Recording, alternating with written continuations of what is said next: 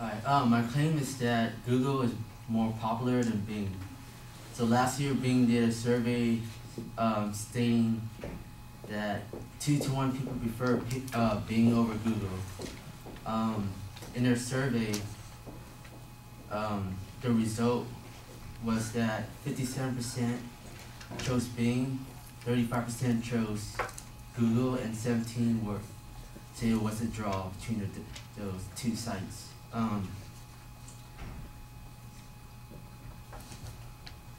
So the thing about the survey, they had to strip Google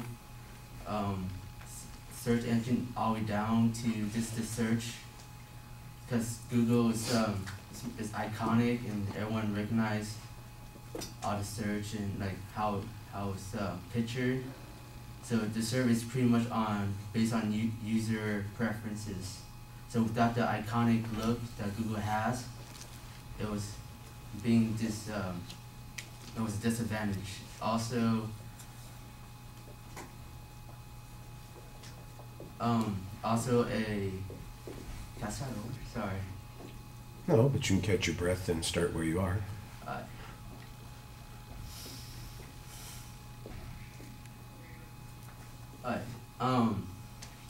So the survey was conducted by user preferences.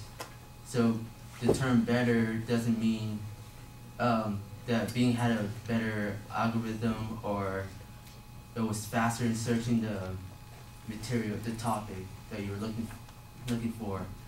Chris, an author from CNET.com, took the challenge and he wrote about his experience. He said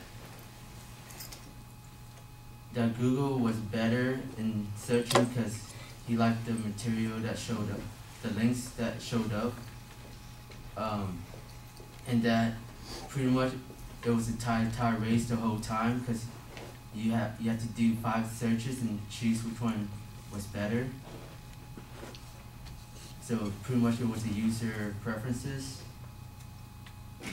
And David from PCWorld.com, he did his research saying that Google is still the dominant search engine because it has 85% share in US and global economy. And yeah, that's pretty much it.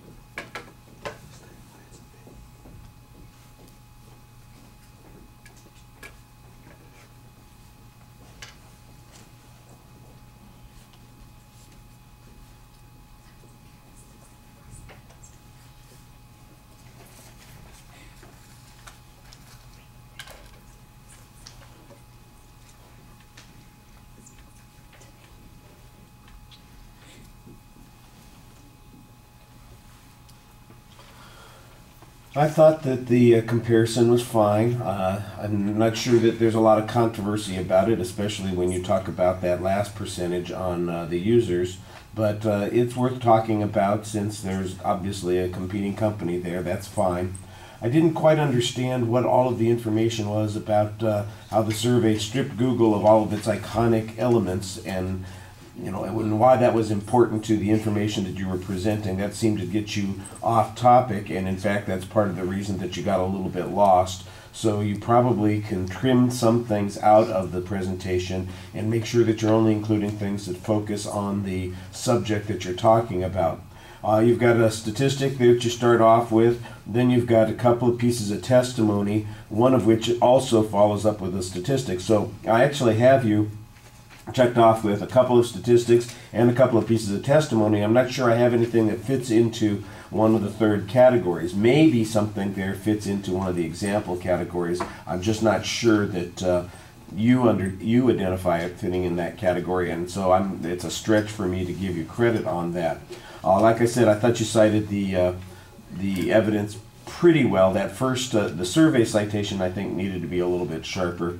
On the presentation, whenever people ask me, can I start over again? It's not. I don't say no because I don't like you or there's something wrong with you or anything like that. It's usually a mistake to start over again, because the truth of the matter is that the audience has already heard 1 minute and 20 seconds of what you said, and if you start over again, they're going to hear it again, and it doesn't help them any. It's much better for you to just pause, think about where you are, catch your breath for a second, and then try and remember where you're going.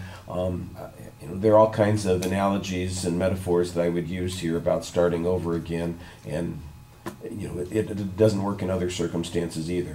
So we won't talk about that because we want to maintain a PG-13 rating. All right. Oh, God.